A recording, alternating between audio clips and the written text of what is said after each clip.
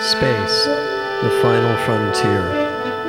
This is a story of a Vulcan and a concourse and two brothers that ride them.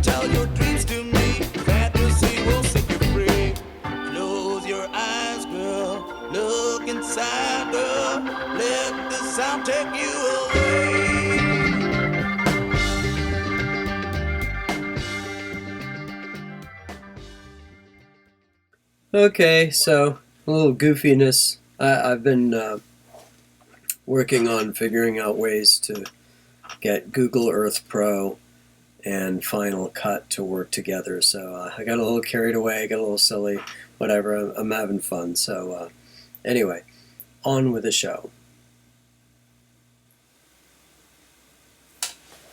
Okay, well, here we are in my studio, just jotting down, so as it were, my recollections of my jaunt to the Okeechobee Battlefield with Kurt. And basically, I had a gig the night before, so I got up there a little late, probably 11:30 or something. So it wasn't going to be a big trip, but started the usual way. Just headed up there and got to his place and we hung out a little bit. I got to see his truck. That was cool. That was real cool, actually. Anyway, that was really neat. And hung out a bit, headed out for the Okeechobee Battlefield. Well, that was the plan anyway. Seems like the motorcycle gods have a sense of humor, and we had to deal with a little situation. So rewind a bit to our previous road trip, our first road trip, which was to follow that Dream Parkway and around like Cross Creek and all over Florida. The second day of that trip, we got up, we left our hotel to start our trip for the day, went to a gas station, got gas, no problem, fired up again from the pump and motored over to the parking spot in front of the convenience store, parked, and then went in and got some snacks or whatever. Got back on the bikes, and Kurt's bike wouldn't start. It was just out of the blue. It had been fine 30 seconds before when we were at the gas pump, and now it was dead. Tried jumping it, nothing. It was just gone. So fortunately, we were in visual range of an auto parts store, so he was able to hop on my bike and run down and get a battery. And we got that handled and got back on the road. So fast forward back to our Okeechobee Battlefield plan. We left Kurt's motoring out to start our day and went to a gas station, got gas, fired up to motor over to the convenience store parking space, did that, got some snacks, come back out, and my bike wouldn't start this time. exactly the same circumstances. This time it was my bike. The very next road trip. So that's 2 out of 2 road trips that the same exact thing has happened in just slightly different, almost no different circumstances. I mean, ridiculously parallel. So anyway, and fortunately, also parallel was that we were near an auto parts store. In this case, it was literally next door. So there was no riding involved. It was just walking from one parking lot to the next parking lot over.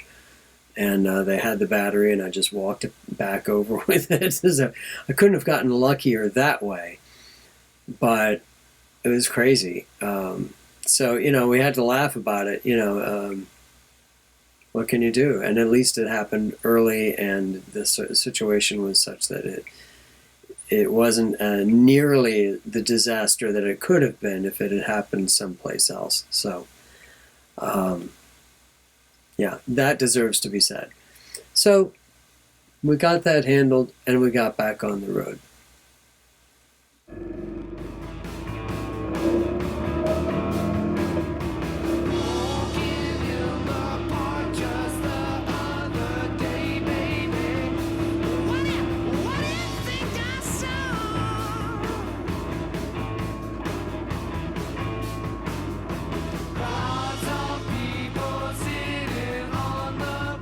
Went through some absolutely stunning country on the way there. These trees overhanging, these oaks overhanging the highway, little 2-lane county road, I believe. I think it was 714, I'm not sure. But great, beautiful road.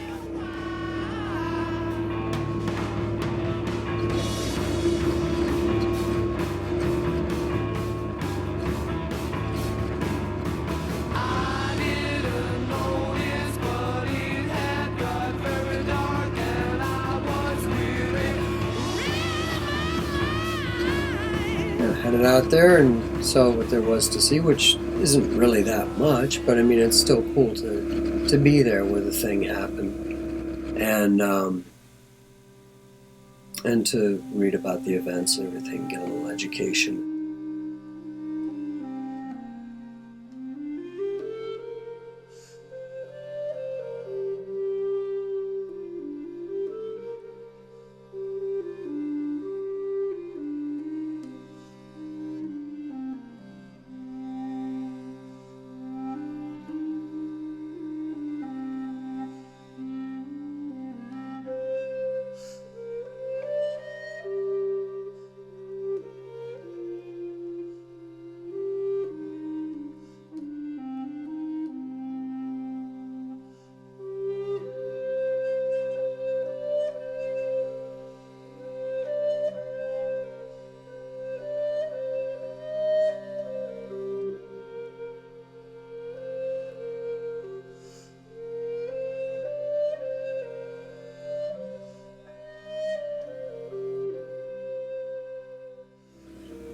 And then we turned around and headed back. Oh, I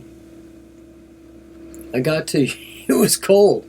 I got to use my heated, my Gerbing heated insoles from my boots. That was really nice. I actually bought heated gloves that morning at Cycle Gear in West Palm.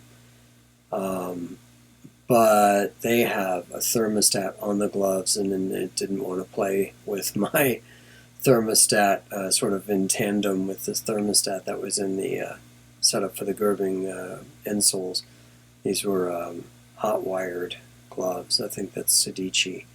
Anyway, great gloves. They're very warm, but I didn't have the luxury of their electric heat on that trip, so I could have used it, but it's okay.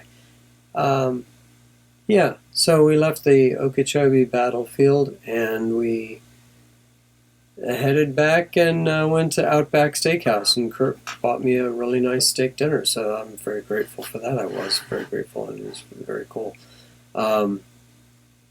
And let's see, we went back to his place, and then I think he killed me for a while in Star Trek Scene It. Not quite as bad as the previous time, not as badly as the previous time, I don't think, but still pretty badly.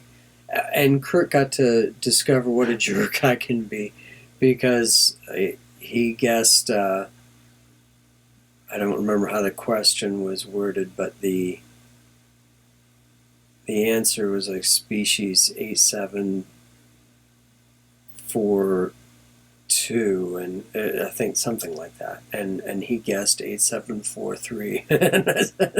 And I wouldn't give it to him, so I don't think I'll ever live that down. I still feel ashamed of that, but so oh well.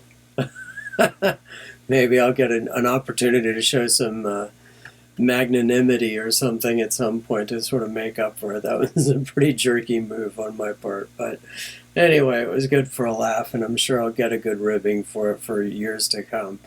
So anyway, and then we went to Shay's Pub, and it was Super Bowl night, and it was a little on the dead side, but it was okay. It was still fun to go and hang, kind of get a little change of scenery, and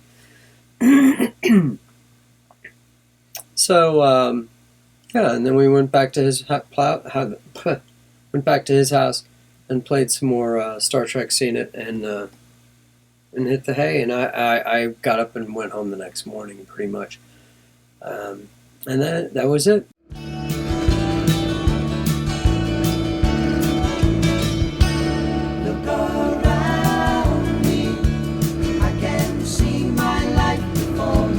Running rings around the way it used to be.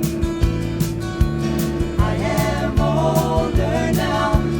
I have more than what I wanted, but I wish that I had started long before I did. And there's so much time to make up everywhere you turn.